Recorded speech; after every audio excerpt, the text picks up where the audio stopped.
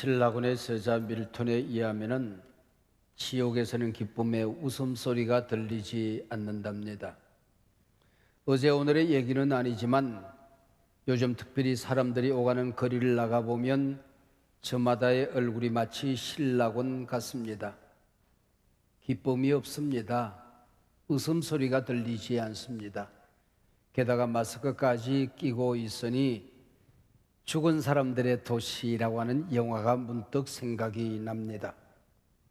하나님께서 창조하신 수를 헤아릴 수 없는 동물, 곤충, 물고기들이 있지만 웃을 수 있는 피조물은 오직 인간밖에 없습니다. 웃음은 하나님께서 오직 인간에게만 주신 선물, 곧 은혜입니다. 갓 태어난 어린이는 말을 배우기 전에 웃는 법을 먼저 깨우친다고 합니다. 태어나서 6개월쯤 되면은 하루에 400번 내지 600번을 웃습니다. 손뼉 소리에 웃고, 엄마가 기침을 해도 웃고, 아빠가 방귀를 뀌어도 웃습니다. 인생사 지치고 시달리며 어른이 된 다음에는 여성들은 하루에 10번쯤 웃는데요, 그러나 남자분들은 하루에 5번쯤 웃는다지요. 그리고 요즘 코로나 바이러스 시대에 많은 사람들이 하루에 0.1회 정도 웃는다고 합니다. 웃으려고 킥하다 끝난대요. 기쁨과 웃음을 잃어버린 시대입니다. 하나님이 주신 가장 고귀한 선물을 잃어버린 시대입니다. 기쁨을 잃어버린 시대, 더 기뻐해라, 항상 기뻐해라, 기쁨의 비밀을 가르쳐주는 책이 있어서 소개하려고 합니다. 기독교 역사상 가장 위대한 저술가, 성경의 저자 사도 바울이 쓴 빌립보서입니다. 오늘 빌립보서 그 서론, 기쁨을 잃은 시대 더 기뻐하랍니다 라는 제목으로 빌립보서의 문을 열고자 합니다. 여러분의 얼굴에서 웃음을 빼앗아간 그 도둑이 무엇입니까? 첫째는 현대인들의 만병의 원인 스트레스입니다. 스트레스는 암, 고혈압, 당뇨, 고지혈증, 심장병 등 성인병의 제1원인이 됩니다. 물론 업무에서 오는 스트레스도 있지요. 그러나 더 많은 스트레스는 대개 인간관계의 파괴에서 옵니다. 우리의 기쁨을 빼앗아가는 스트레스 주는 인간이 우리 집은 도처에 널려 있습니다. 집집마다 집안에 한 마리가 있대요. 직장에 하면 또 한 개가 있습니다. 그리고 교회 와도 꼭 한 분이 계시답니다. 우리 예수님께서 십자가에 못 박히실 때에 3개의 못이 박혔습니다. 이 세 인간들 용서라는 의미가 있답니다. 오른손, 왼손, 두 발목폭에서 못이 박혔지요.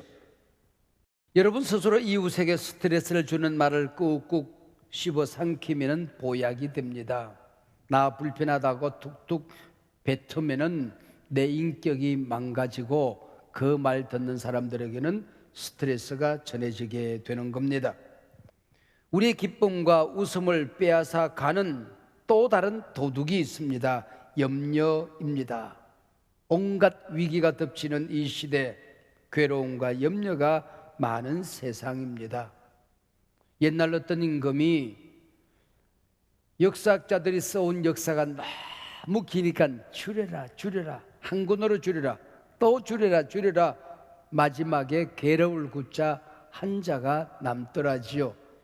여러분, 이 세상에 살아간다는 것 자체가 괴로운 것입니다.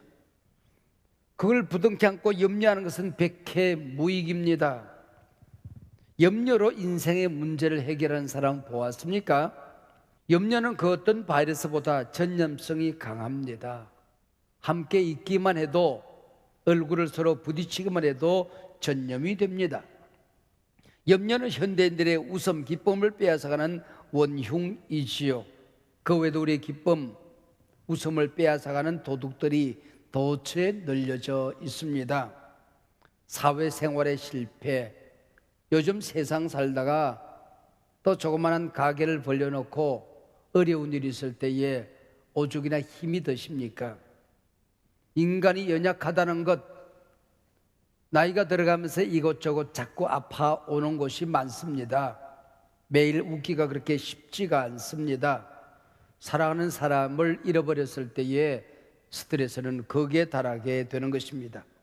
자녀, 부모로부터 가졌던 기대감의 상실 등등 스트레스, 염려 아닌 게 없습니다.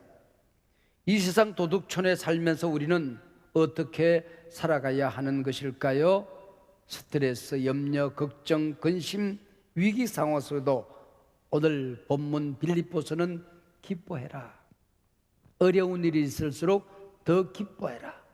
환경에 끌려다니지 말고 항상 기뻐하라고 말씀하고 있습니다. 항상 기뻐하라는 이 말씀 속에는 많은 의미가 담겨져 있습니다. 기뻐해야 할 조건, 환경이 따로 있는 게 아니라고 하는 거죠. 여러분, 내 곁에 있는 어떤 사람의 모함으로 감옥에 가 보셨습니까? 아마 우라병에 걸려 죽을 겁니다. 좋은 일 하다가, 특별히 하나님의 일을 하다가 사고를 만나서 죽을 고비를 넘겨보셨습니까? 문득 하나님을 향하여 원망의 소리가 터져 나올 법하지요. 겨우 살아서 모닥불에 몸을 녹이는데 독사가 튀어나와 여러분을 물던가요? 돌에 맞아 당신이 죽은 줄 알고 밖에 버려두었습니다. 이런 경험을 해보신 적이 있으십니까? 억울하게 태장 맞고 온몸이 터지고 찢겨져서 옥에 갇히는 경험을 해보셨습니까? 오늘 본문 사도 바울은 바로 이 모진 상황 속에서 기뻐하라고 편지합니다. 그것이 항상 기뻐하는 것이랍니다. 더구나 이 편지를 쓰는 장소는 감옥입니다. 그래서 빌립보서는 옥중서신입니다.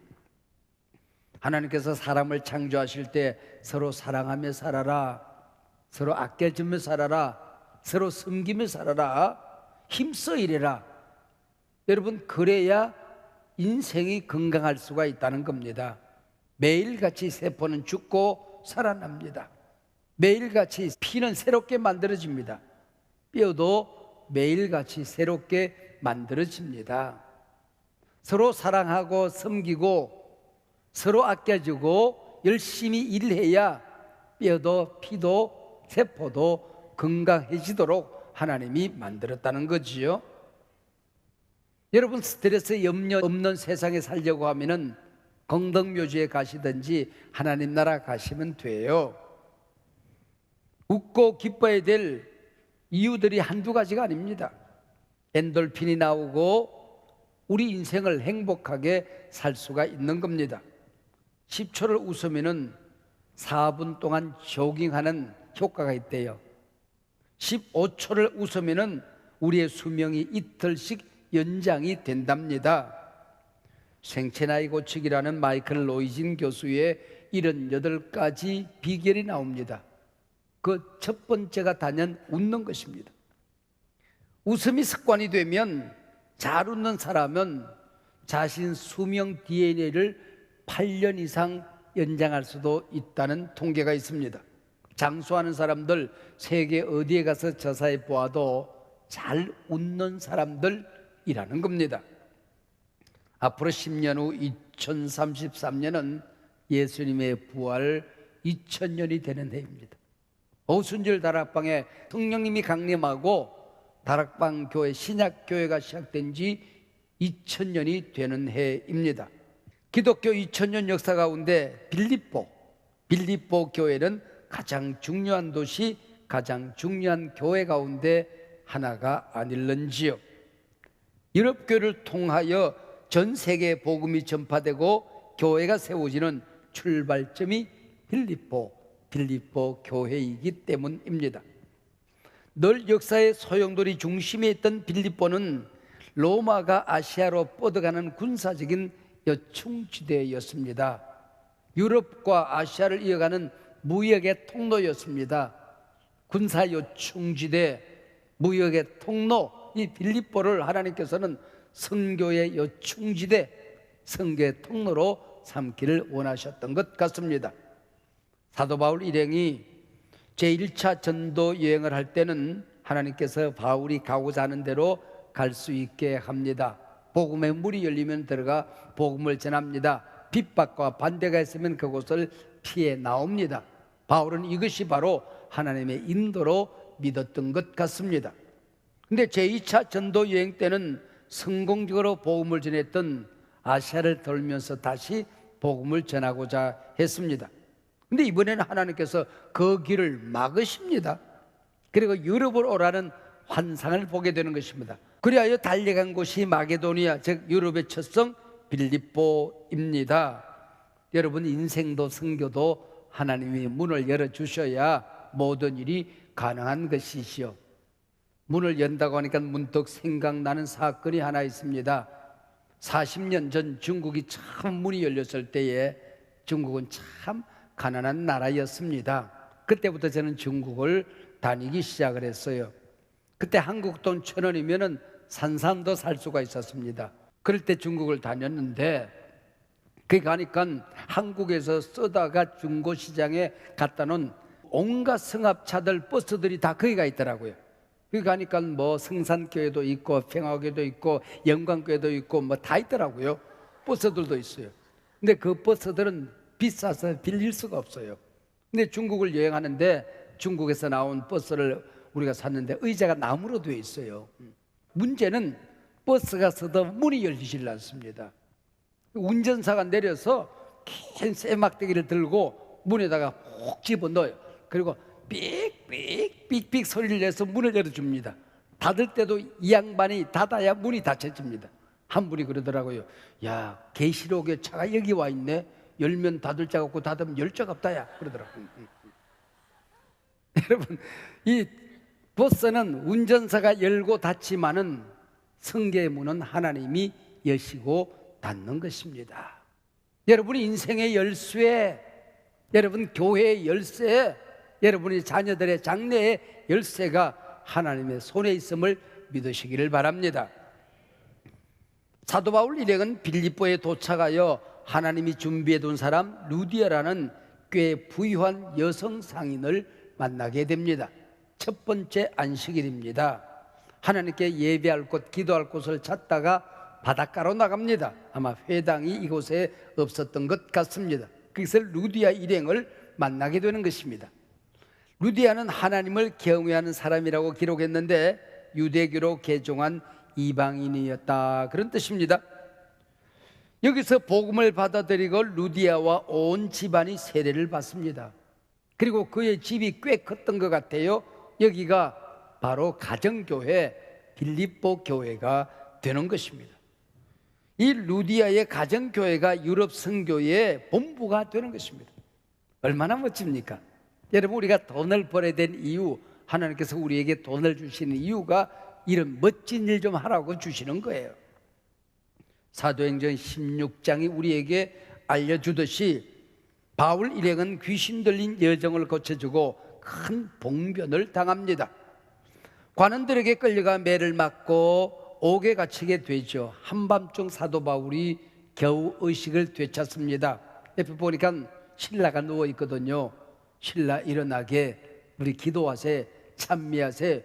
선생님, 이 밤중에 무슨 참입니까? 신라의 달밤도 아닌데. 그리고 일어나서 기도합니다. 찬미합니다. 이때에 지진이 일어나요.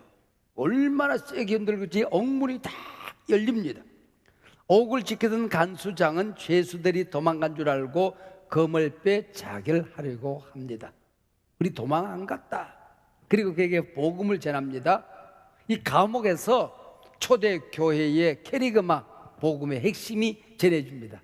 주 예수를 믿어라. 그리하면 너와 내 집이 구원을 얻으리라. 이 말씀을 선포한 것이 바로 감옥이었습니다. 이 간수장과 그의 가정이 예수를 믿고 세례를 받아 빌립보 교회의 교인이 되는 것입니다.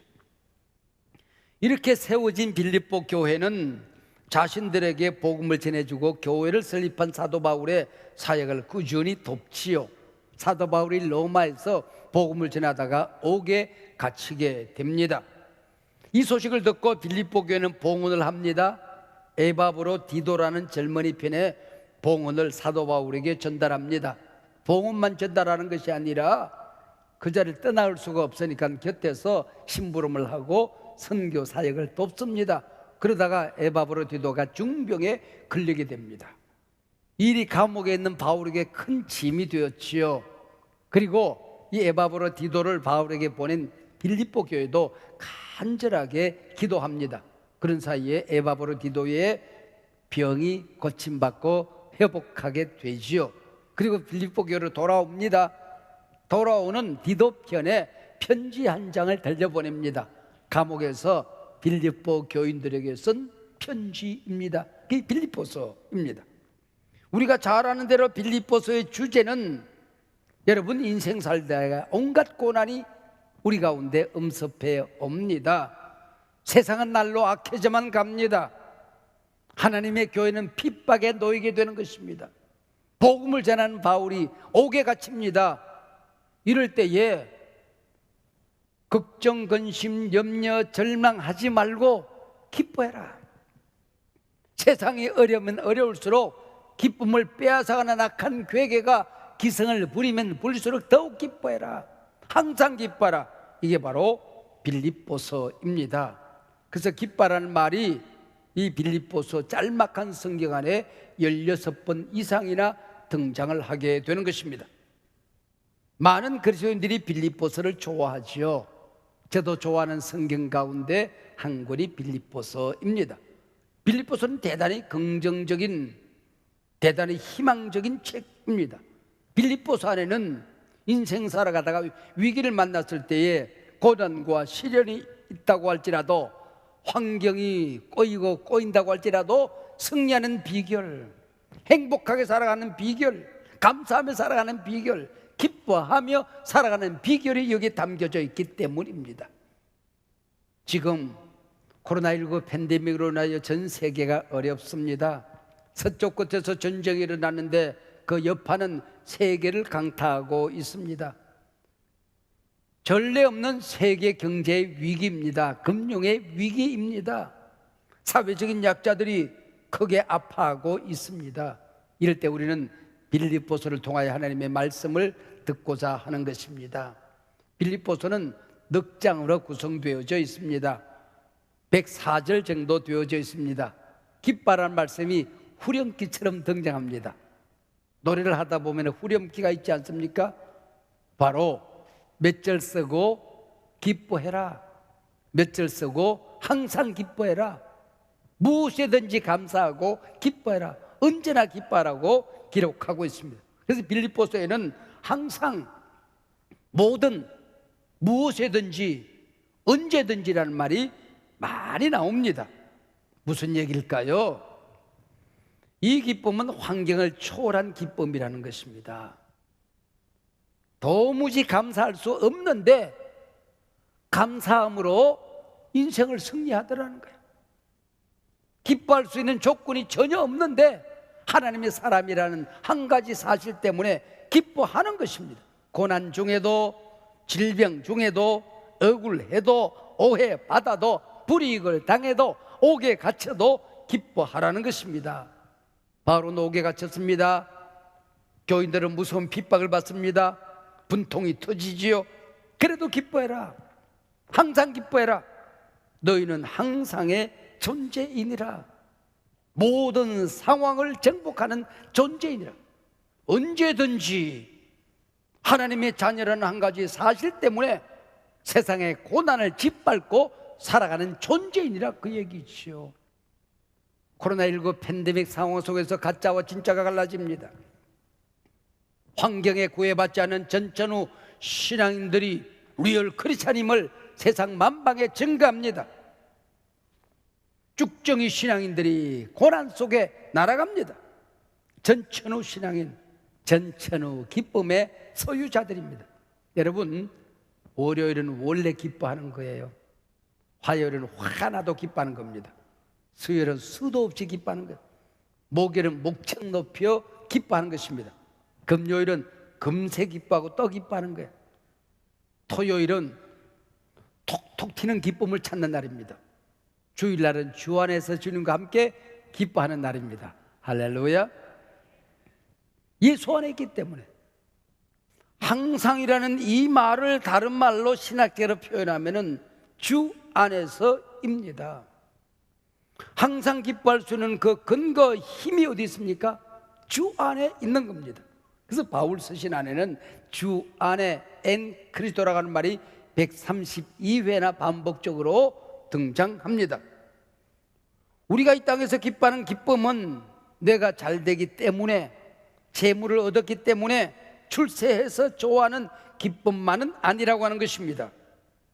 우리 그리스도인은 존재 자체가 감사하며 사는 존재입니다. 기뻐할 수밖에 없는 존재입니다. 예수 믿고도 기쁘지 않은 게 기적이에요. 예수 믿고 살아가는 자체가 행복이라고 하는 것입니다. 존재가 그렇게 생겼기 때문입니다. 이 주 안의 존재를 또 다른 말로 번역하면 성도입니다. 사랑하는 여러분, 항상 기뻐하라는 이 말씀 누구에게 주신 말씀일까요? 오늘 본문 1절, 빌립보에 있는 모든 성도입니다. 에베소서 1장 1절, 에베소에 있는 성도, 골로새서 1장 2절, 골로새에 있는 성도, 빌립보 1장 1절, 빌립보에 있는 모든 성도입니다. 성도 그러니까 그림이 잘 그려지지 않아요. 영어로 하면 금방 알아들어요. Saint, 성자입니다. 성자. 성경에 우리 하나님의 자녀들을 일컫는 명칭 가운데 너는 성자야 라고 선포하는 말씀이 63회 등장합니다. 이 얼마나 가슴 떨리는 얘기입니까? 누가 뭐라고 해도 나는 성자입니다. 우리 하나님이 우리 놀리려고 하신 말씀일까요? 하나님이 성자라고 하면 성자지. 개도릭처럼 나라마다 한두 명 나오는 그 성자. 그러나 우리는 십자가 아래에서 우리 모두는 성자가 되었다고 성경이 그렇게 증언합니다. 믿으시기 바랍니다. 내가 흠도 없고 티도 없어서 성자라고 부르는 게 아닙니다.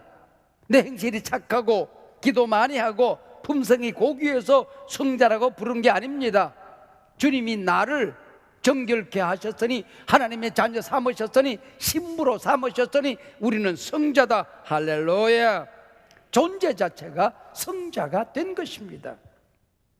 하나님이 우리를 성자라고 말씀하셨습니다. 내가 성자가 되었으면 성자라는 신분에 집중하셔야 됩니다.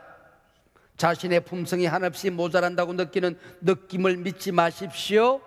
하나님의 말씀이 뭐라고 하셨는가? 말씀대로 우리가 집중하여 살아가는 것입니다. 당신은 그 누가 뭐라 해도 성자라는 것입니다. 기상이 이상할 때는 조정사는 자신의 느낌을 믿으면 큰일 난대요. 땅으로 곤두박질 친대. 아래 위가 분간이 안 된대. 조정사는 계기판을 믿어야 된다는 것입니다. 여러분, 세상이 어지러울 때는, 인생의 위기가 찾아올 때는 내 느낌을 믿지 마십시오. 하나님의 말씀을 믿으시기 바랍니다. 하나님이 뭐라고 하셨는가를 믿으시기 바랍니다. 세상의 온갖 시련, 고난, 어려움, 고통이 우리 눈을 가려버립니다.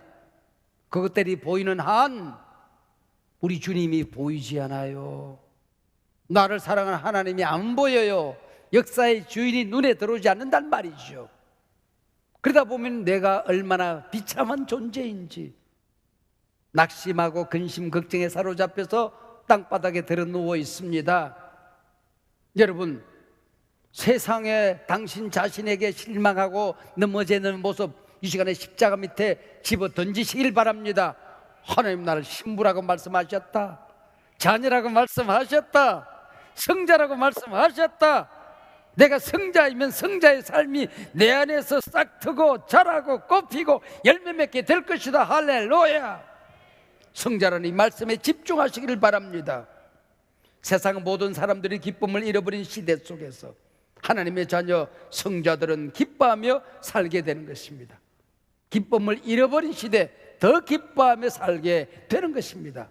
어떤 상황에서도 항상 기뻐하는 존재로 살아갈 수가 있습니다. 살아가야 합니다. 살아가면 반드시 승리하게 되는 것입니다. 위기 시대에 더 큰 희망을 찾고 더 크게 기뻐하는 사람이 성자입니다. 예배와 신앙을 위협하는 악한 시대 더 뜨겁게 신앙생활하고 더 기뻐하는 사람들입니다. 오늘 빌립보서는 말합니다. 환경과 여러분 자신에게 절망하고 실망했던 어떤 조건 속에서도 기뻐해라. 기쁨을 빼앗기는 시대일수록 여러분의 행복을 빼앗아가는 환경이 크면 클수록 더 기뻐해라. 항상 기뻐하라.